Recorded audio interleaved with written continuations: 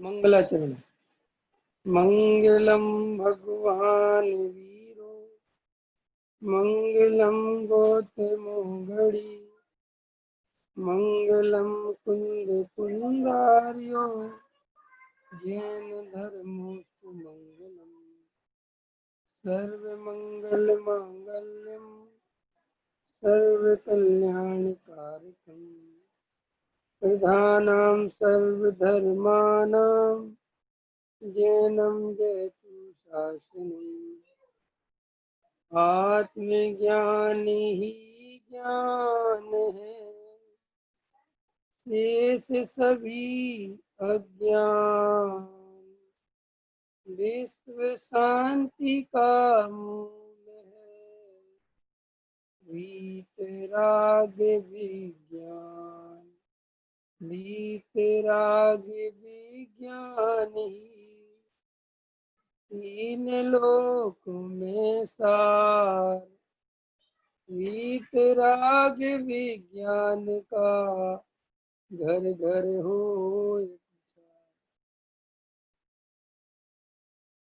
आत्मज्ञान का उपाय प्रज्ञा छेनी है। इस पे हमारी विगत दिनों से चर्चा चल रही है। देखिए, इसमें आज थोड़ा पढ़ेंगे पेज नंबर 29। यही एक कर्तव्य है, इस प्रकार तीव्र आकांक्षा और रुचि करके सम्यक ज्ञान को प्रकट करें। इसमें तीव्र आकांक्षा और रुचि की अपन ने चर्चा करी थी। यदि आकाश में चमकने वाली बिजली के प्रकाश में सुई में डोरा डालना हो तो उसमें कितनी सावधानी एवं एकाग्रता की आवश्यकता होती है। उधर बिजली चमकी नहीं, इधर सुई में डोरा डाल दिया, इसमें एक क्षण मात्र का प्रमाद नहीं चल सकता। इसी प्रकार चैतन्य में सम्यक ज्ञान रूपी सत्य को पाने के लिए चैतन्य की एकाग्रता और तीव्र आकांक्षा होनी चाहिए। अहो, यह चैतन्य भगवान को पहचानने का सुयोग प्राप्त हुआ है। यहाँ प्रत्येक क्षण अमूल्य है। आत्म प्रतीति के बिना उद्धार का कोई मार्ग नहीं, इसलिए अभी ही किसी भी तरह आत्म प्रतीति कर लेनी चाहिए। इस प्रकार स्वभाव की रुचि प्रकट करने पर विकार बल नष्ट होता है। यह विकार अपने चैतन्य की शोभा नहीं है, किंतु कलंक है। मेरा चैतन्य तत्व उससे भिन्न संग है। इस प्रकार निरंतर स्वभाव की रुचि और पुरुषार्थ के अभ्यास के द्वारा प्रज्ञा रूपी छेनी को चलाना चाहिए। क्या कहते हैं, देखो उदाहरण दिया है गुरुदेव ने सुई का। सुई में है ना, सुई में धागा डालने का। इस सुई में धागे की कहानी पहले सुन लो, इससे तुम्हें कुछ समझ में आ सकेगा, जीवन में कुछ सिद्धांत। देखो, वास्तव में एक बहुत पुराने जमाने की कथा है।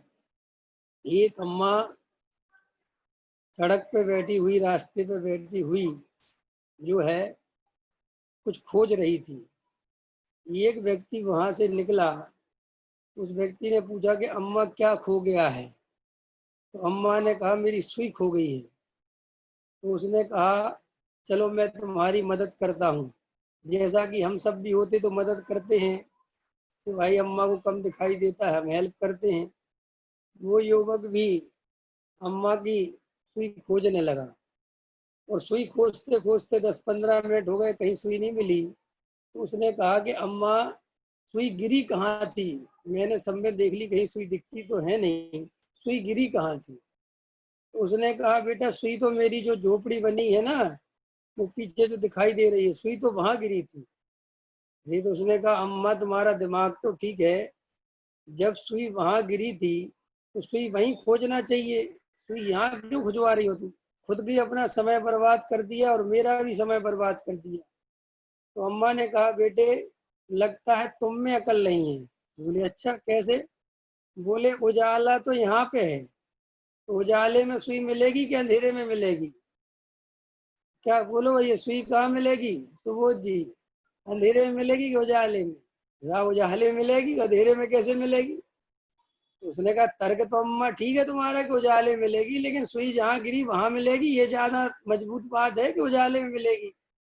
बोले जहाँ गिरी वहां मिलने की तो संभावना है, लेकिन उजाले में मिलेगी ये तर्क है, और सुई कहीं गिरी है और तुम खोज कहीं रहे हो, तो वहां तो बिल्कुल संभावना नहीं है। चाहे उजाले को कितने ही बढ़ा दो, सूरज के प्रकाश को ला दो, सूरज को ला दो, एलईडी बल्ब लगा दो और 10-50 वोल्ट बल्ब लगा दो तो मिल जाएगी, तो वहां है ही नहीं। ऐसे ही श्री गुरु कहते हैं तुम धर्म को कहाँ खोज रहे हो, धर्म है कहाँ? विचार करो, धर्म को कहाँ खोज रहे हो तुम? हम कहाँ खोज रहे हैं? बचपन से धर्म को हम कहाँ खोज रहे हैं? मंदिरों में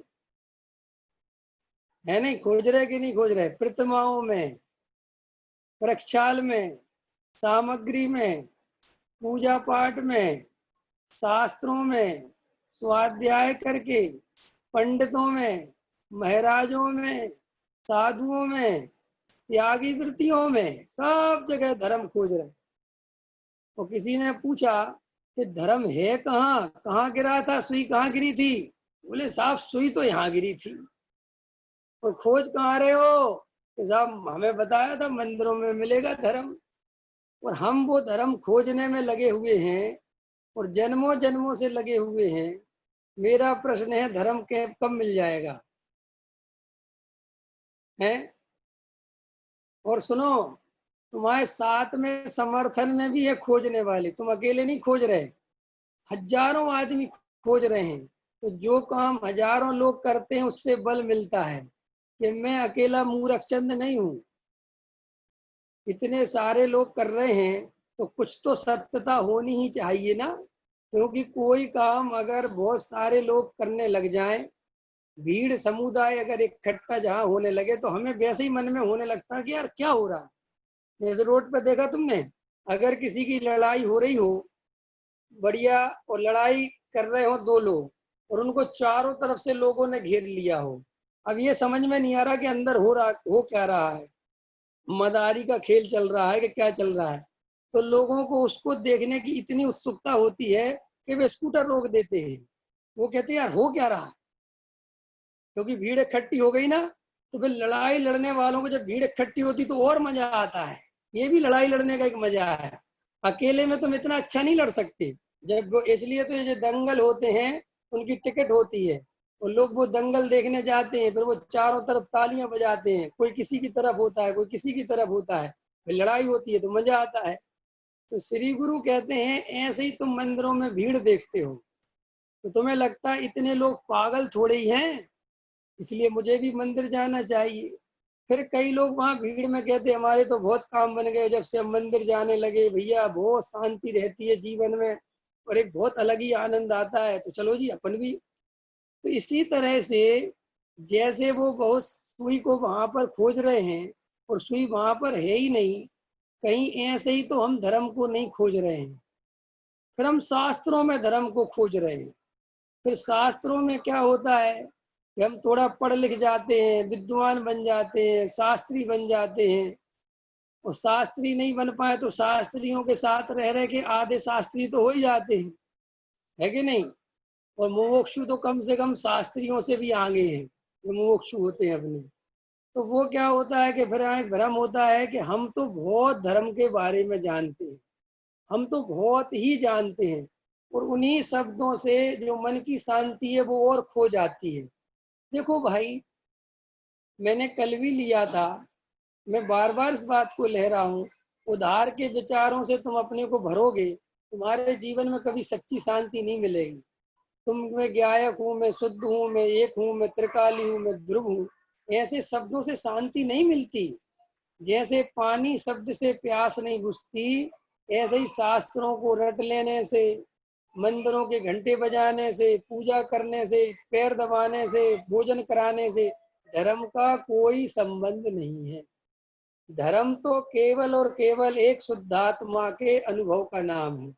देखो भाई, तुम घर से मंदिर चले गए तो क्या धर्मात्मा हो गए क्या? लेकिन हम सबको तो लगता है कि हम घर से मंदिर चले गए तो धार्मिक हो गए। और श्री गुरु कहते हैं धर्म तो आत्मा के आश्रय का नाम है। अपने स्वरूप के आश्रय का नाम है, अपने ज्ञायक भगवान आत्मा को पहचानने का नाम है। मैं आत्मा हूँ, ये शरीर नहीं हूँ, ये जानने का नाम है। और तुम ये कहते हो कि हम मंदिर में भगवान की पूजा पाठ भक्ति कराए, तो हम तो जान लिया हमने धर्म। श्री गुरु कहते ऐसे तो तुम सुई रात और सुनो, फिर तर्क क्या देते हो? जैसे वो बूढ़ी अम्मा तर्क देती है कि क्यों भैया, बिना उजाले में सुई मिल जाएगी क्या? विवेक जी, तर्क समझ में आया अम्मा का? अम्मा कहती है बिना प्रकाश के सुई मिल जाएगी क्या? जैसे ही हमारा तर्क है, क्यों पंडित जी, बिना मंदिर में जाए धर्म हो जाएगा, बिना स्वाध्याय करे धर्म हो जाएगा, है बिना गुरुओं की सेवा करे आशीर्वाद लिए बिना धर्म हो जाएगा? ये बिल्कुल वैसा ही तर्क है कि सुनने में भी अच्छा लगता है। बात तो ठीक ही कहते हैं, बात बिल्कुल सही है, लेकिन प्रश्न ये है कि 20 साल से वही तो कर रहे हो, और जिनवाणी कह रही है जन्मों जन्मों से वही किया है, तो फिर धर्म क्यों नहीं मिला? लेकिन ये प्रश्न हम करते नहीं किसी से। क्यों नहीं करते? क्योंकि हमें इतनी आवश्यकता धर्म की नहीं लगती कि हम उसके लिए प्रश्न करें कि हमें आज तक क्यों नहीं मिला। क्योंकि हम जो काम लगातार करते रहते हैं, उससे हमें एक आदत बन जाती है, एक अहंकार का निर्माण हो जाता है, और फिर हम उसमें ज्यादा चक्कर नहीं पालते। तो देखो यहाँ पर जो चर्चा चल रही है, गहराई से इस चर्चा को समझना, ऐसे नहीं समझना कि ये सब हम, वो उदाहरण जो दिया ना मैंने, तो अपने अपने अंदर में झांक के देखो कि हम सुबह से मंदिर कर आते हैं, पूजा कराते हैं, दर्शन कराते हैं, तो हमें ऐसा नहीं लगता कि हम धर्म का कार्य कराए? अच्छा बताओ, अपने अपने हृदय पे हाथ लग के लगता है कि नहीं लगता कि हम धर्म का कार्य कराए हैं? सचिन जी, लगता है कि नहीं लगता है? नहीं लगता? अच्छा, मन में एक संतुष्टि होती है कि नहीं होती है? होती है कि नहीं होती है? देखो विचार करोगे तो समझ में आएगा। अब हम तो यहाँ फंस जाते हैं कि हाँ में उत्तर दें कि ना में उत्तर दें। ना तुम हाँ में उत्तर दो, ना तुम ना में उत्तर दो, जो तुम्हारे हृदय में हो वो उत्तर दो। किसी के बारे में क्या सोचना, कोई किसी के बारे में नहीं सोचता। हमें अपना उत्तर सही नहीं करना है, हमें जो उत्तर वास्तविक है उसकी खोज करना है। क्या कहा मैंने? हमें अपना उत्तर सही नहीं करना है, हमें किसी को ये नहीं दिखाना है कि हमें सही आता है और हमें सब धर्म पता है। नो, नेवर, कैसे नहीं चलेगा। देखो भाई, मंदिरों में कोई धर्म नहीं है, प्रतिमाओं में कोई धर्म नहीं है, तो फिर वो बनी काय को है, बनाई क्यों गई है? इसलिए बनाई गई है कि तुम असली धर्म नहीं पहचान पाए, इसलिए बनाई गई है। क्या कहा मैंने? जैसे बच्चे को खेल खिलौना पकड़ाना पड़ता है क्योंकि वो अज्ञानी बालक है। खेल खिलौने देते कि नहीं देते? माटी का गुड्डा, माटी का पुतला, खेल खिलौने, खेलो खेलो खेलो, देखो ये तुम्हारी अच्छी डॉल लाए, देखो कितनी सुंदर है, इसके बाल देखो कितने सुंदर हैं। ये जो तुम बच्चे को बोल रहे हो, ये अज्ञान बच्चे को, अज्ञानी अबोध बालक को ये बातें कही जाती हैं कि समझदार व्यक्ति को? इसको कही जाती हैं अबोध बालक को। श्री गुरु कहते हैं कि तुम्हें क्या है कि खेल खिलौनों की बहुत जरूरत है, तुम कमजोर हो ना, तुम्हें जो है कुछ ना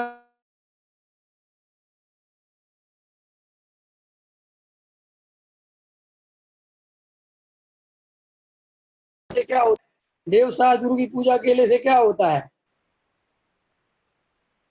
अंदर भगवान की भी करो, बोले साहब इससे भी क्या होता है? फिर 24 तीर्थंकर की करो, फिर बोले साहब इससे भी क्या होता है? बोले पंचमेरु की करो, 16 कारण की करो, और पता नहीं रवि व्रत की करो, पार्श्वनाथ की स्पेशल करो, आदिनाथ की स्पेशल करो, फिर गर्भ कल्याण की अलग से करो, मोक्ष कल्याण की अलग से करो, करते रहो। क्योंकि तुम्हें व्यस्त रखना है, तुम्हें धर्म के नाम पे क्या रखना है? व्यस्त रहो, ताकि तुम्हें मन में लगता रहे कि हम बहुत धर्म कर रहे हैं। समझ गए ना? देखो भैया, जब तक तुम्हें ये बात समझ में नहीं आएगी, ज्ञायक भगवान आत्मा के अलावा और कहीं कुछ है ही नहीं, मैं ही चैतन्य हूँ। ये प्रतिमा चैतन्य नहीं है, ये मंदिर चैतन्य नहीं है, ये शास्त्र चैतन्य नहीं है, सब जड़ हैं। मैं चेतन हूँ, मैं तो इन सबको जानने वाला हूँ। ये मुझे क्या धर्म देंगे, इनसे क्या मुझे धर्म मिलेगा? अरे शास्त्रों में जो शब्द लिखे हैं वे जड़ हैं कि चेतन? अरे बोलो, जड़। और तुम क्या हो? चेतन। और फिर तुम चेतन हो के शास्त्रों में चेतन खोजते हो हैं। अरे ये तो ऐसी बात हुई कि कोई नमक को मुंह में रखे हो और शास्त्रों में खोजता फिरता हो कि उसका स्वाद कैसा है। क्या क्या दिनेश जी, ये उदाहरण समझ में आया कि नहीं आया? क्या कहा मैंने? नमक को मुंह में रखा हो और शास्त्रों में पढ़ता हो कि नमक का स्वाद कैसा है, नमक खारा है कि मीठा। हंसी आ रही कि नहीं आ रही है बात सुन के? गायक, हंसी आ रही ना ये बात सुन के? अच्छा बताओ बेटा, हम इसके अलावा क्या कर रहे हैं? पंडित लड़ाई झगड़े कर रहे हैं, आत्मा शुद्ध है, एक पंथ कह रहा है शुद्ध है, एक कह रहा है शुद्ध शुद्ध दोनों हैं, एक कह रहा तुम निश्चयाभासी, एक कह रहे तुम व्यवहाराभासी, तीसरे कह रहे ना हम निश्चयाभासी ना हम व्यवहाराभासी, हम तो व्याभासी। तो हमें लगा गया जो व्याभासी आदमी ठीक है, ये बात ठीक समझ रहा है, क्योंकि इसकी में गलती नहीं है। निश्चय को भी लेके चलता है, व्यवहार को भी लेके चलता है। और अपन को ऐसे ही आदमी चाहिए जिसकी कांग्रेस में भी पहुंच हो और बीजेपी में पहुंच हो, ताकि सरकार किसी की भी आए काम अपना चलता रहे। है कि नहीं? ऐसे ही हमने धर्मों में कर रखा है कि साथ में क्रियाकांड भी होना चाहिए, समय सार भी होना चाहिए। कल मैंने लिया था कि पहले लोग महाराजों के पास जाते थे पागलों की तरह, उनमें धर्म देखते फिरते थे, उनकी पीछे कमंडल उनके उनके ढूंढते फिरते थे, उनको उससे धर्म मानते थे। अज्ञान। फिर साहब किसी ने समझाया कि अरे धर्म इसमें नहीं है रे भैया, ये तो सब जड़ की क्रिया है, कोई किसी को धर्म। अच्छा जी, तो फिर धर्म कहाँ है? बोले वो हमारे पास है। वहां से हटाए तो इधर लग गए।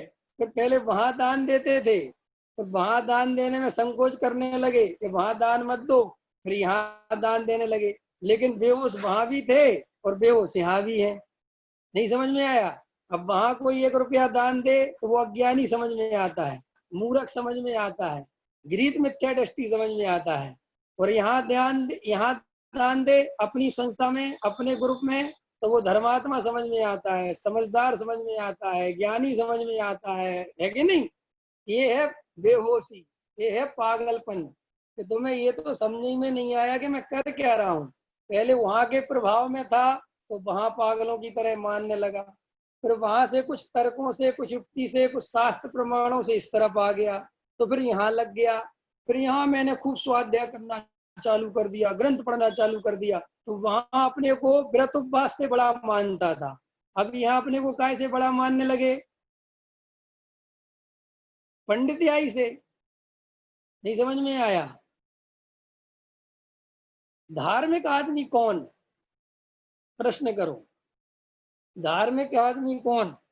कि जिसके घर पे रहने पर पूरा घर अधार्मिक हो जाए, वो धार्मिक आदमी। क्यों? नहीं समझ में आया? धार्मिक आदमी कौन? कि साहब उनकी सास बड़ी धार्मिक है, कि क्या रिजल्ट आया कि बहू बेचारी 2 ही दिन में अलग हो गई। ये धार्मिक आदमी का लक्षण नहीं हो सकता। ये प्योर अधार्मिक आदमी है जो धार्मिक चोला पहन के बैठा है और इसने कसायों को दबा रखा है। और ये व्रतशील संयम करता है तो अंदर कसाय चलती है, तो वो सारी कसाय फिर बहू पे निकालती है। फिर बहू का पहनना, बहू का ओढ़ना, बहू का सजना, बहू का खाना, बहू का रहना, सब कुछ ही अधार्मिक दिखता है। ये धार्मिकता का लक्षण नहीं है, ये प्योर अधार्मिक लोग हैं जिनने अपनी कसाय धर्म के नाम पर दबा रखी है, और जे अपनी कसायों को दूसरों को नरक भेजने में लगे रहती है कि नहीं? सबसे बढ़िया धार्मिक लोग कौन है आज की दुनिया में? क्या है? तो दूसरों को नरक भेजते। नरक जाओगे बेटा, नरक जाओगे, खाओ बाजार में, नरक जाओगे, नरक में। तुम्हें इतना नरक भेजने में रस क्यों है? बता, सही बात बताओ, तुम्हें इतना मजा क्यों आ रहा? तुम्हें उसके नरक के जाने की इतनी चिंता। और गलती से मैं तो कभी कभी सोचता हूँ क्या है कि कोई आदमी ऊपर से नीचे उतर आए और कहे मैंने खूब बाजार में खाया, मैं तो नरक में गया ही नहीं, मैं तो स्वर्ग में चला गया भाई। और बेचारा जो एक धार्मिक ब्रह्मचारी त्यागी वृत्ति उतर के आ जाए और वो कहे भाई मैं तो फंस गया बहुत, उल्टा मेरे को नरक भेज दिया यार, यहाँ पर ने शास्त्र में बहुत गलत पढ़ लिया था यार, मैं यहाँ भी फंस गया और वहां भी फंस गया, यहाँ भी सब कुछ छोड़ के गया और वहां भी ठग के ठगाई में रह गए। क्या होगा फिर लोगों का क्या होगा? सही बात बताओ, अगर कोई शास्त्र ऐसा मिल जाए और वो कहते हैं जिसने ब्रह्मचारी व्रत लिया है वो नियम से नरक जाएगा, क्योंकि शादी करे बिना स्वर्ग नहीं जा सकते। ऐसा कोई प्रमाणित बात हो जाए तो ब्रह्मचारियों का क्या होगा? है अभी तो मैं नकली ब्रह्मचारियों की बात करता हूँ, ध्यान रखना। असली ब्रह्मचारी तो अनुभव से बनते हैं। जो नकली ब्रह्मचारी हैं, जो शास्त्रों को पढ़ पढ़ के कसायों को दबा दबा के ब्रह्मचारी बन गए, समझ गए ना, वे बहुत घबरा जाएंगे। क्योंकि असली तो आत्मानुभवी है, वो तो शास्त्रों को खोल के देखते ही कि नहीं नरक और स्वर्ग क्या है, क्योंकि जो कुछ है वो तो अंदर आनंद लेता है। ख्याल में ना। अब ये जो पढ़ते रहते ना, यूट्यूब वाली महिलाएं होती ना, यूट्यूब पे खाना बनाती हैं देख देख के, वो देखती हैं, उसमें उसने बोला था छोटी वाली चम्मच लेना, छोटी वाली चम्मच नमक। हमने तो बड़ी वाली चम्मच ले ली, आफत हो गई, है कि नहीं? क्योंकि ये अनुभवहीन लेडीज है। कैसी लेडीज है? अनुभवहीन। तो अनुभवहीन का देखो कितना खतरनाक स्थिति है। ऐसे ही जो शास्त्रों में पढ़ पढ़ के देख रहे हैं गायक, इस परिणाम का फल ये होता है, इस परिणाम से नरक जाते हैं, अबे तौल रहे बेचारे बनियों की तरह, कौन सा परिणाम करें और कौन सा परिणाम नहीं करें। ऐसे तराजू तोलने वाले बनियों को धर्म मिलेगा क्या? ये धर्म कोई तोल तोल के मिलता है क्या? है 5 रुपए के परिणाम में क्या मिलेगा, 15 रुपए के परिणाम में क्या मिलेगा? मेरा बस चले तो मैं तो लिख दूं 5 रुपए वाला परिणाम, 10 रुपए वाला परिणाम, पहले स्वर्ग वाला परिणाम, दूसरे स्वर्ग वाला परिणाम, है नहीं? जिसको जौन सा स्वर्ग चाहिए वो परिणाम करने लग जा। तो श्री गुरु कहते हैं कि ये धर्म वरम नहीं है, ये धर्म के भ्रम हैं, ये सब अनुभवहीन। जिनने धर्म पर में खोजा वे धर्मात्मा कभी हो ही नहीं सकते।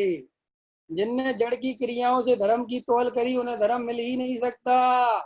और जिनने कसायों को दबा रखा है, इसलिए जो ब्रह्मचारी बहुत गुस्सा करे, बहुत भयंकर बात बात पे जिसे गुस्सा आता हो, समझ लेना बहुत कसाय दबा रखी है, और वो कसाय कहीं नहीं निकल पा रही। ये बात पक्की है, तुम देख लेना। अच्छा बताओ, अपने अपने अनुभव बताओ, अभी बताता हूँ। तुम लोगों में से व्यापारी तो सारे ही हैं, अब किसका नाम लूं? लड़ाई झगड़े वाला जिनका थोड़ा बहुत पता नहीं का ले लेते। सही बात बताओ, जब अपनी दुकान नहीं खुलती, जिस दिन अपन घर पे रहते हैं, उस दिन दिन भर में 1-2 बार अपनी पत्नी से लड़ाई हो जाती है कि नहीं हो जाती? खटपट हो जाती कि नहीं हो जाती? है तुम्हारी नहीं होती, मेरी तो बहुत होती है। अब तुम अपनी अपनी छुपा लो, कोई बात नहीं, मैं तो अपनी उजागर कर देता हूँ। है तो श्री गुरु कहते हैं कि ये लड़ाई क्यों हुई? कि क्यों कि भैया वो कसाय जो दुकान में निकलनी थी, जो वहां काम करके निकल जाती, वो बच गई। और वो बच गई तो अब वो कहीं ना कहीं तो निकलेगी, 100% निकलेगी। ऐसे ही जिनने बिना आत्मानुभव के, बिना भेद विज्ञान के, बिना कसाय चौकड़ी के अभाव के, ये जो बाहर से वृत्तिशील संयम ओढ़ रखे हैं, जड़ की क्रियाओं में ज्यादा ही घुसे हैं, उनके 2 लक्षण आपको मिलेंगे। एक तो वो चिड़चिड़े स्वभाव के होंगे और सबको नरक भेजने में लगे होंगे। क्या होगा? 2 उनके लक्षण में, एक तो चिड़चिड़े स्वभाव के होंगे, तो सबको नरक भेजने में लग, कहेंगे तो सब भगवान है, लेकिन साथ में भी कहेंगे ये जो तुम जो ज्यादा स्वच्छंदी हो रहे हो ना, नरक जाओगे सीधे, कोई नहीं बचा पाएगा तुम। समझ गए ना? ये बिल्कुल प्योर अधार्मिक व्यक्ति का लक्षण है।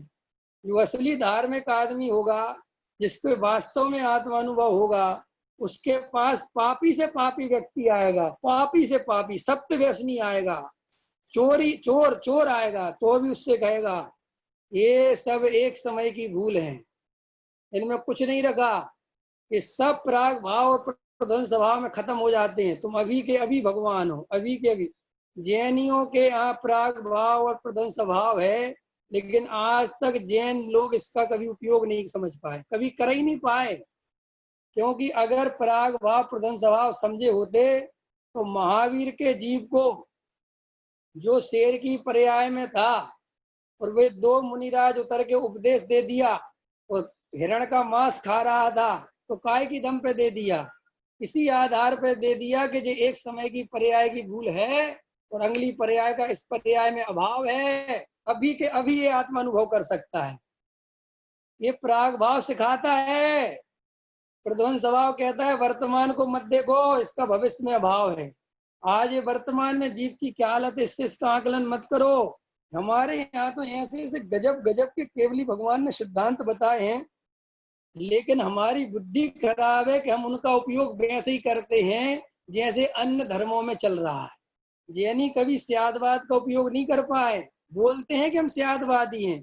अगर हमने असली स्यादवाद का उपयोग कर लिया होता तो हमारे तो भाई साहब पंथ और ये संप्रदाय बनते ही नहीं, हम किसी कीमत पे। अरे हमारा तो गजब का ऐसा होता, हमारी एक मंदिर वालों की दूसरे मंदिर वालों से नहीं बनती और हम अपने को स्यादवादी कहते हैं। हम कहते साहब बे भी सही है, अरे कुछ नहीं है। ये सब अहंकार की लड़ाइयां हैं। चांदी के बर्क से गोबर को ढक देने से उसमें से बदबू नहीं चली जाती। ऐसे ही अच्छी अच्छी बातें सीख लेने से तुम्हारे अंदर की गंदगी खत्म नहीं हो जाती। अच्छे अच्छे वचन बोलने से तुम अच्छे नहीं हो जाते। अच्छे अच्छे सिद्धांतों को रट लेने से सभी जीव समान हैं, सभी जीव भगवान हैं, एक एक आत्मा दूसरी आत्मा से छोटी बड़ी नहीं है, सभी आत्माएं एक जैसी हैं, एक समान है। इन बातों को रटने से कुछ नहीं होता, ध्यान रख लेना।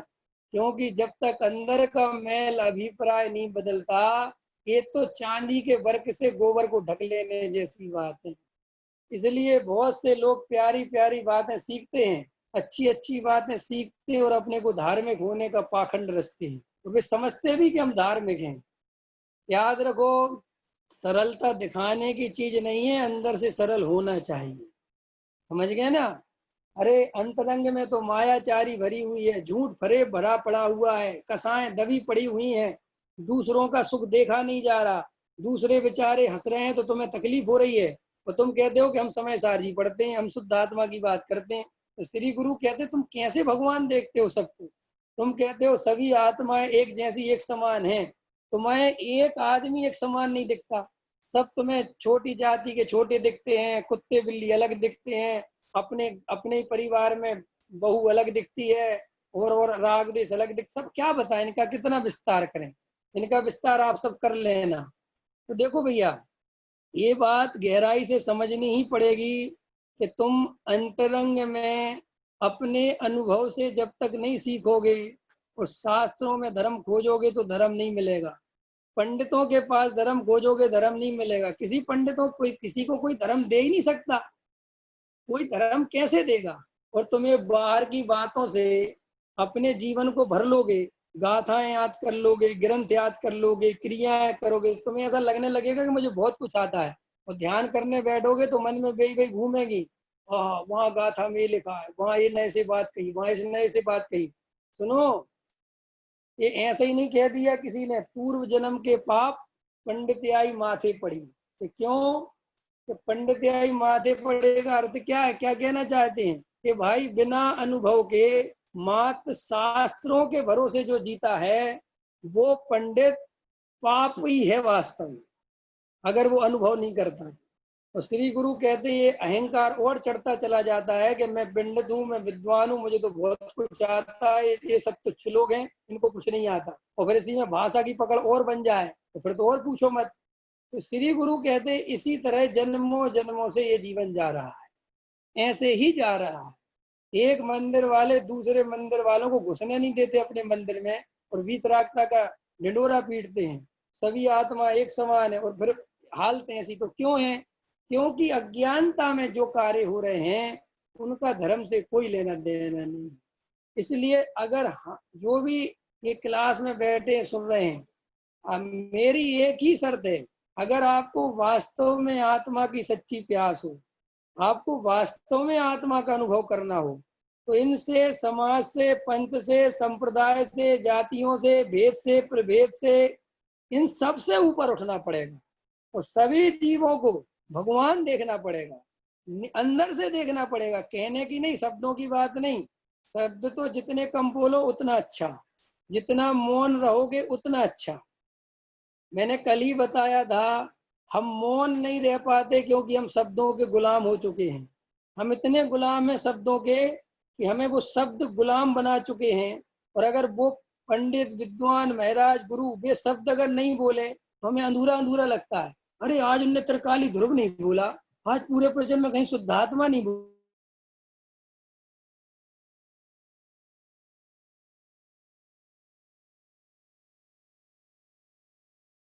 हमसे कोई कहे कि आप बिना बोले शांति से बैठते, होता है कि नहीं होता संजय भैया? शांति से बैठ पाते हो 10-5 मिनट, आधा घंटा? है नहीं बैठ पाते। तो हम देखो कितना बोलते हैं।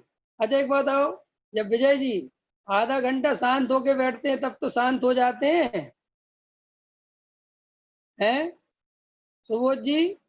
जब आधे घंटे हम शांति से बैठ गए तब तो शांत हो गए कि नहीं हो गए? तब भी शांत नहीं हुए, तब अंदर बोलते रहते हैं, प्लानिंग करते रहते हैं। श्री गुरु कहते सुनो, अभी तुम्हें बाहर से शांत होना इतना कठिन लग रहा है तो तुम अंदर से शांत कैसे होगे? और जब तक अंदर से शांत नहीं हो गए, जब तक वे समुद्र के ऐसे ज्वार भाटे उठते रहेंगे, तब तक वो निर्विकल्प आत्मा का अनुभव कैसे होगा? इसलिए हमारे तीर्थंकर परमात्मा दीक्षा लेते ही मौन हो जाते हैं, क्योंकि वो कहते हैं बोलने की जरूरत ही नहीं है। ये जो भाषा है ना, ये दूसरों से जोड़ने के काम आती है, अपने से जुड़ने के लिए भाषा काम नहीं आती, अपने से जुड़ने के लिए मौन चाहिए। क्या कहा मैंने? अलका जी, शिखा जी, क्या कहा?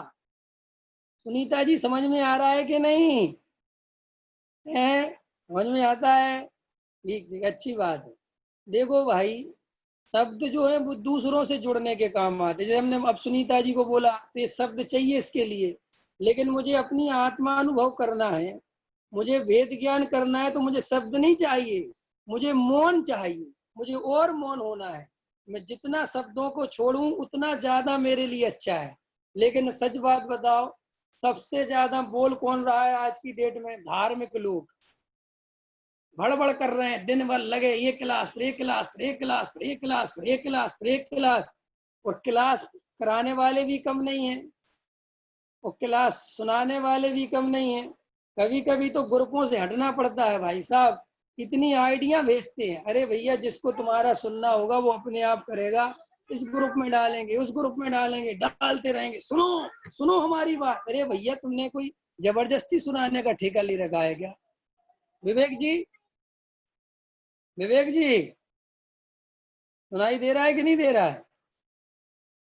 अब 1 हफ्ते की छुट्टी होने वाली है क्लास के, क्यों? कि पहले शांति से इस बात का जितने दिन चर्चा चली इनको सुनो समझो, ज्यादा आगे मत बढ़ो, बातें वहीं की वहीं हैं। ये सब जो भाषाएं हैं जो हमें बोल रहे हैं, ये सब बंधन है, ये सब गुलाम बनाते हैं। अब तुम्हें विवेक की आदत पड़ जाएगी, तुम विवेक का स्वाध्याय नहीं सुनते, तुम्हें चैन नहीं पड़ती। श्री गुरु कहते फिर एक बंधन निर्बद्ध कर लिया, फिर तुम भटक गए आत्मा से। अरे भाई, विवेक विवेक कोई काम का नहीं है। अपनी आत्मानुभूति मुझे खुद करनी है, मुझे खुद इस काम में लगना है, मुझे कुछ नहीं चाहिए, दूसरे के भरोसे नहीं जीना। अब हम लेकिन शब्दों के बदल लेते हैं। वो कहते हैं, कौन सा भजन गाते हैं अपन मोक्ष लोग? मैंने तेरे ही भरोसे पारसनाथ, भवर में नैया डाल दई, ऐसे बोलते नहीं को, फिर उसकी हंसी बनाते हैं। देखो कैसा मूर्ख छंद है। लेकिन अपने अब तुमने अपनी नैया दूसरे के भरोसे नहीं डाल दी क्या? है, तुमने नहीं डाल दी किसी के भरोसे, उसने पार्शनाथ के भरोसे डाल दी, तो तुमने भी तो किसी के भरोसे डाल ही दी है। लेकिन ये अलग बात है कि वो तुम्हें समझ नहीं आता, क्योंकि तुम्हें वहां पार्शनाथ तो समझ में आ गए, लेकिन तुमने अपनी नैया भी फलाने पंडित जी साहब, ढिकाने पंडित जी साहब, फलाने महाराज जी साहब, उनके सामने डाल ही दी ना। तो जब ये जैसे हमने बताया ना कि पहले व्यवहाराभासी, फिर बाद में निश्चयाभासी, फिर किसी ने समझाया कि तुम देखो नरक चले जाओगे, तो फिर वापस उभयाभासी, और उभयाभासी आके शांत, क्योंकि उभयाभासी की आगे क्यों गया है? कोई चौथा उभयाभास खड़ा करोगे कि नहीं करोगे? पंडित विद्वान हो तुम, हो गया है पंडित जी। 3 भास तो तुमने पढ़े होंगे, अभी नहीं पढ़े? कौन कौन से? व्यवहाराभास, निश्चयाभास और उभयाभास। अब अपन ने 3 ही पूरा कर लिए, अपन तीसरे वाले ग्रुप में शामिल हो गए, उभयाभासियों की। अब उभयाभासी से आगे कहाँ जाओगे? क्यों सचिन जी, उभयाभासी से आगे कोई जगह है? देखो, तुमने कहा था पूजा पाठ नहीं छोड़ना, वो नहीं छोड़ी।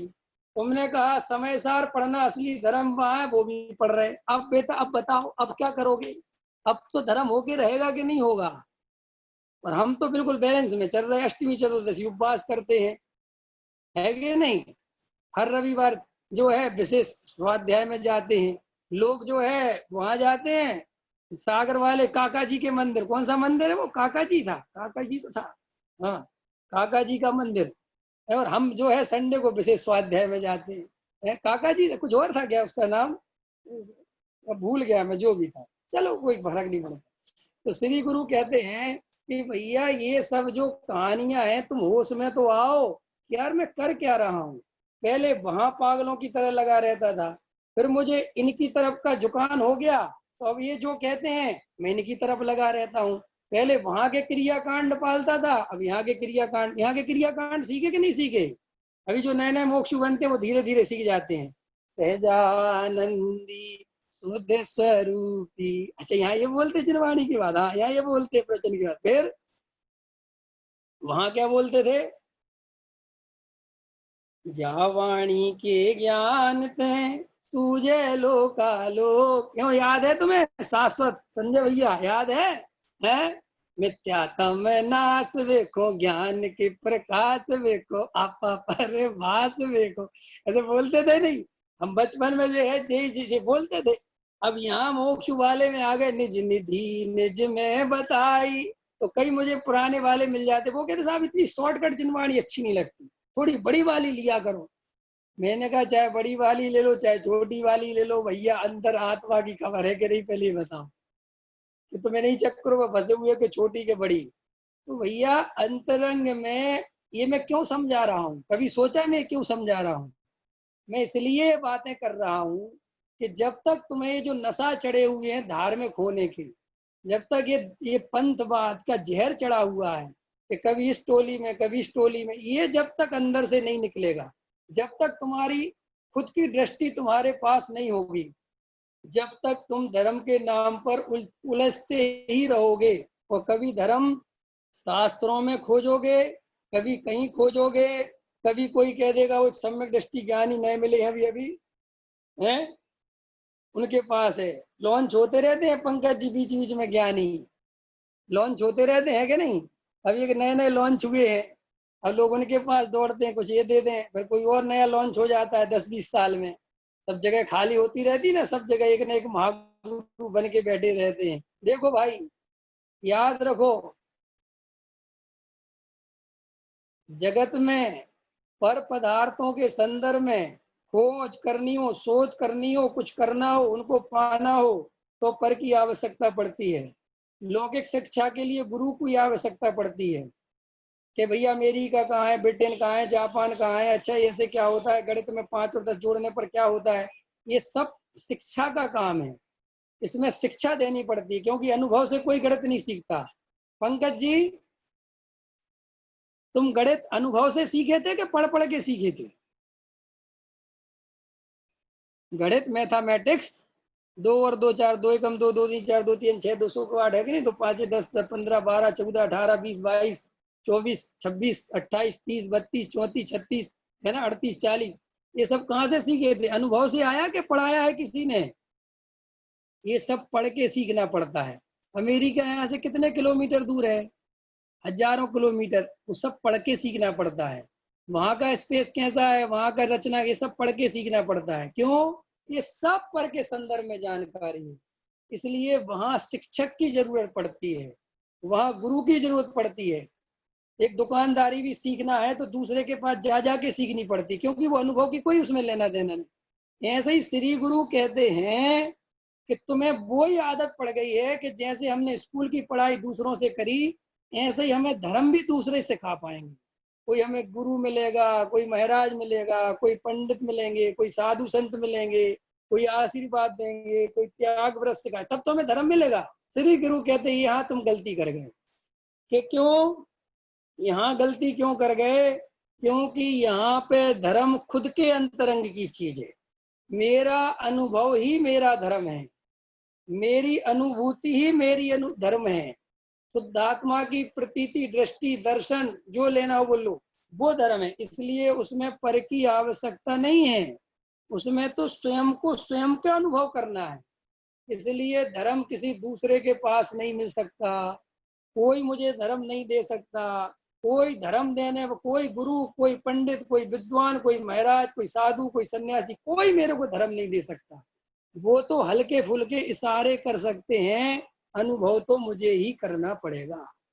तो इस तरीके से ये मानसिकता निकाल देनी चाहिए कि कोई हमें शास्त्रों में खोजेंगे तो धर्म मिल जाएगा, नहीं। देखो कुंद आचार्य जैसे महान आचार्य, वो स्वयं कहते हैं कि जिनको वास्तव में कल्याण करना हो, उनके लिए तो मैंने 6 नंबर की गाथा में ही समय सार पूरा कर दिया। क्या कहते हैं कुंद आचार्य देव? कि जिनको तेज प्यास लगी हो, भयंकर जम से आत्मानुभव की सच्ची हुड़क लगी हो, रियल में आत्मानुभव का अंदर पुरुषार्थ करना हो, तो बस श्री गुरु भी कहते कि मैं ज्यादा विस्तार नहीं करता, मैंने तो यही समय सार पूरा कर दिया 6 नंबर को, और तू यही आत्मानुभव कर जा, इसके आगे कुछ है नहीं। वो 6 नंबर की गाथा में कहा क्या है उनने? गुरुदेव कहते थे छठी की गाथा, छठी की गाथा क्यों? कि छठी की भैया जैसे छठी का दूध होता है ना, ऐसी ये गाथा है कि भाई साहब इसको जो पचा जाए, जो पी जाए, उसको जो निरोगी काया हो जाए, उसके राग देश मिथ्यात्व का नाश हो जाए। ऐसे ही श्री गुरु कहते हैं कि छठवीं गाथा में कहते हैं, ये जीव तू ना प्रमत्त है ना अप्रमत्त है, तू तो एक ज्ञायक भाव है। ये अर्थ क्या करते हैं, वो क्या कहना चाहते? वो कहते बस इतनी बात अगर समझ सको तो समझो, इसके आगे कुछ है ही। और सुनो, ये समझने की नहीं है, ये बात समझने की नहीं है, ये बात अनुभव करने की है। क्योंकि वो खुद कहते हैं कि वो जो ज्ञायक भगवान आत्मा है, वो तो ज्ञात है, सो वो तो वही है। कि घी का स्वाद कैसा है, कि भाई जो चखे वो ही बता सकता है, वो बताने लायक उसमें कुछ नहीं है। ऐसे ही भगवान आत्मा त्रिकाली ध्रुव शाश्वत भगवान आत्मा जो हम हैं, वो शास्त्रों में कहीं कुछ नहीं है, वो तो मैं स्वयं हूँ। तो श्री गुरु कहते अपने अनुभव को करने का पुरुषार्थ करो, ये धर्म है, इससे धर्म का लेना देना है। ये दूसरों के भरोसे ये धर्म नहीं मिलेगा। तो जब तक ये गुलामी नहीं छोड़ोगे, दूसरों में धर्म की कल्पना करते रहोगे, अपने को दीनहीन समझते रहोगे, धर्म नहीं मिलेगा। तो आज से कल से हम दूसरों का अनादर करें, किसने कहा? ये उल्टा क्यों पकड़ते हो? ना ना आदर ना अनादर। वीतरागता किसे कहते हैं? वीतरागता चाहिए ना, तो वीतरागी भगवान ना किसी का अनादर करते हैं और ना किसी का आदर करते। अनादर द्वेष की निशानी है, आदर राग की निशानी है। समझ गए नहीं समझे? तो इस तरीके से ये जो बात समझने की जो बात चली, कि जैसे वो बूढ़ी अम्मा सुई को बाहर ढूंढती है और वहां कहती है कि यहाँ प्रकाश है, और सुई प्रकाश में ही, उजाले में मिलेगी, अंधेरे में कैसी मिलेगी? भाई जैसी वहां पे अज्ञानता से जीवन चलाया जा रहा है, ऐसे श्री गुरु कहते हैं तुम सदियों सदियों से, जन्मों जन्मों से, जब भी तुम्हें धार्मिक होने का अवसर मिला, तुमने हमेशा उसकी खोज बाहर करी। और फिर किसी ने जो पढ़ा दिया कि मंदिरों में मिलेगा, सब में से, और सबका अपना अपना है, तुम्हारा अकेला सिस्टम नहीं है, सबके यहाँ यही सिस्टम है, वही सिस्टम है। मंदिरों में मिलेगा, शास्त्रों में मिलेगा, शास्त्रों में जो लिखा है वो आंख बंद करके मान लो, उस पर शंका मत करो वरना नरक चले जाओगे। ये सब जगह लिखा हुआ है। मंदिरों में ऐसे उठो, मंदिरों में ऐसे बैठो, भगवान से डरो, भगवान से भैया उनकी जय जय करो, वो 3 लोक के नाथ है। तो तुम्हारे अकेले सबके 3 लोक के नाथ है। ख्याल में आया कि नहीं आया? इससे नीचे तो अजय बताओ, गायक प्रश्न पूछूं? 3 लोक के नाथ हैं, भगवान के नहीं है। कौन कौन राजी है 3 लोक के नाथ है? आज इसको हटा के रख देंगे हम। मैं भगवान को 3 लोक का नाथ नहीं मानता, मैं नहीं मानता। क्योंकि 3 लोक का नाथ तो तब कहा जाए जब भगवान 3 लोक को अपना मानते हो और शासन करते हो। वे तो अपने त्रिकाली ध्रुव के अलावा किसी को कुछ ना मानते हैं, ना लेना है ना देना है, तो काहे के 3 लोक के नाथ है? वे तो अपने नाथ है। सो अगर वे अपने नाथ है, सो अपना नाथ तो मैं भी हूँ। इसमें तो कोई दिक्कत है ही नहीं। अगर वे अपने स्वामी है तो मैं अपना। लेकिन हमको भाषा मजा उसी में आता है। देवों के देव श्री जिन देव, ऐसे भजन गाते कि नहीं, मजा ही हमें इसमें आता है, क्योंकि हम रागी द्वेषियों की भाषा जो है ना वो रागियों वाली होती है। नाथों के नाथ श्री जिन नाथ, ऐसे बोलते नहीं। और कौन से भजन है, और 10 बंद है। तीन लोक के नाथ, तीन लोक के नाथ, काहे के तीन लोक के नाथ भाई, किस बात के तीन लोक के नाथ? उनको ना स्वर्ग से कोई लेना देना, ना मनुष्य पर्याय से लेना देना, ना नरक से कुछ लेना देना, कोई लोक से ही लेना देना नहीं है। अरे उस सिद्ध सलाह से लेना देना है सचिन जी के नहीं, सुनीता जी, सिद्ध सलाह से कुछ लेना देना है कि नहीं है? तनु जी समझ में आ रहा है कि नहीं है? ख्याल में आ रहा है कि नहीं आ रहा? तीन लोक के नाथ है कि नहीं, बोलो। आवाज से कहना, एक विवेक मिला था, वो कह रहा भगवान तीन लोग के नाथ रही है, कहेंगे तो बड़ा उल्टी पढ़ाई पढ़ाता है, कौन पागल आदमी मिल गया भाई, और ऐसे पागल से पढ़ते क्यों तुम, जो कहता भगवान तीन लोग कह रहे भाई।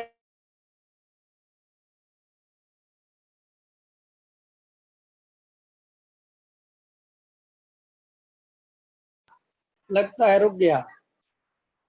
जिस दिन आवाज आ रही मेरी,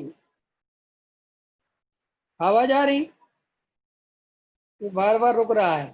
शब्दों को पकड़ना बंद कर दो, शब्द मलेच्छ मत बनो, अभिप्राय पकड़ो, सारा खेल अभिप्राय का है। देखो भाई, अभिप्राय बदलना चाहिए, क्रिया बदलने से कुछ नहीं होता। सिर्फ 2 मिनट मेरे पास बचे हुए हैं, 2 मिनट में अपनी बात पूरी करूंगा अभिप्राय के संदर्भ में, कि अभिप्राय क्या चीज है। रमेश जी समझ में आ रहा है? मनोरंजन जी समझ में आ रहा? कहानी सुनाऊं। एक सेठ जी थे, बहुत बड़े सेठ जी थे, पुराने जमाने की घटना है, और वो जैन थे। तो जैन सेठ थे, तो एक बार उनके पास कोई व्यक्ति गया, पंडित गया, कोई साधु गया, कोई भी गया, समझ गए नहीं समझे? और वो गया उनके घर पे, तो उसने देखा कि उनके यहाँ पे जो खाट चलती थी ना, खटिया खाट, तो वो जो है बाहर धूप में रखी हुई थी, बाहर रोड पे। तो उनने पूछा कि यार ये रोड पे क्यों रखी हुई है? ख्याल में क्या पूछा सेठ जी से, ये रोड पे क्यों रखी है सारी की सारी खटिया? तो उन्होंने कहा कुछ नहीं, ये जो है इन, ये बाहर रखी है। तो वो उनने इतना पूछा, तो उस रात में सो गए अंदर। लेकिन उनने देखा कि रात को देखा कि खाट पे जो है, जितनी खाटें हैं उतने आदमी सो रहे खाट पे, मतलब 4 खाटें अगर बाहर डली हैं तो 4 आदमी सो रहे। तो उनने कहा ये चक्कर क्या है, खाट किसके लिए डली? और सुबह देखा तो उनको वो सेठ जी 2-2 रुपए दे रहे थे। तो कहा कि सेठ जी, ये जो है ना खाट क्यों डाल रखी बाहर, और इनको 2-2 रुपए क्यों दिए? बोले देखो इस खाट में खटमल हो गए हैं। क्या हो गए हैं? खाट में क्या हो गए हैं? खटमल। और चूंकि हम ठहरे जैनी आदमी, हम हिंसा करते नहीं, ठीक है, इसलिए जो खाट हमने धूप में रख दी, सारे खटमल वहीं मर जाएंगे। और जब तक नहीं मरेंगे तब तक तो वहां रखनी पड़ेंगी। और खाट अगर रात को कोई ले गया तो इन दो, जितने भी आदमी गरीब आदमी, इनको 2-2 रुपए देते सोने के। तो बोले भाई खटमल इनको भी तो खाते होंगे। बोले वो कोई बात नहीं। बोलो ऐसी अहिंसा कुछ काम की है हमारे जीवन?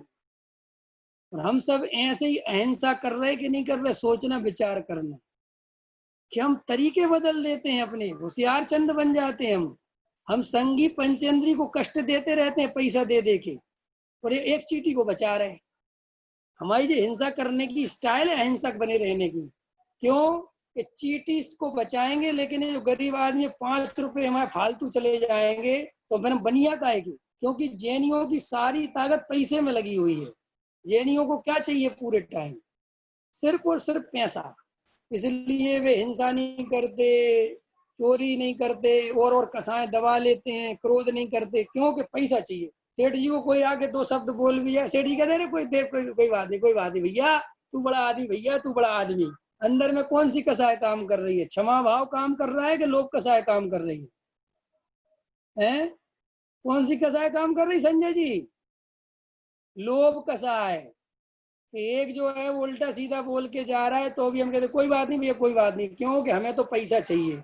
अगर इससे उल्टा सीधा बोल देंगे तो ये 400 की चीज जो 1000 में लेके जाता है फिर कैसे लेके जाएगा, इसलिए वो कसाय दबा ली जाती है। तो श्री गुरु कहते हैं कि तुम्हारी अहिंसा भी जो है वो क्रियाएं बदलते हैं, तुम अंदर से खुद नहीं बदलते। तुम्हारी करुणा एक्चुअल नहीं है, करुणा झूठी है, ताकि तुम्हारा मन भी नहीं कचोटे और तुम्हें लगता रहे कि हम अहिंसक हैं और हम कोई हिंसा का काम नहीं करते, और दूसरों से हम साफ करवा देते हैं, दूसरों से करवा देते कि हम तो दूर ही रहते हैं।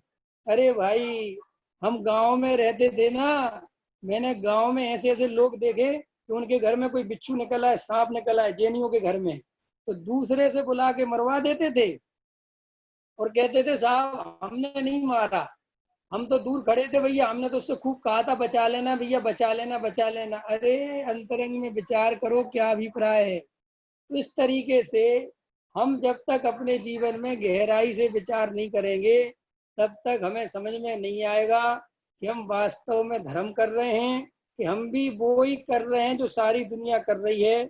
बस सबकी क्रियाओं में, सबकी बातों में, सबके शास्त्रों में, सबके मंदिरों में थोड़ा बहुत फर्क होता है। उसी फर्क के आधार पे ये पंथ और संप्रदाय बटे रहते हैं और अभिप्राय वहीं के वहीं बने रहते हैं। गहराई से विचार करना अभी का समय हो गया। सहजानंदी शोध स्वरूपी अविनाशी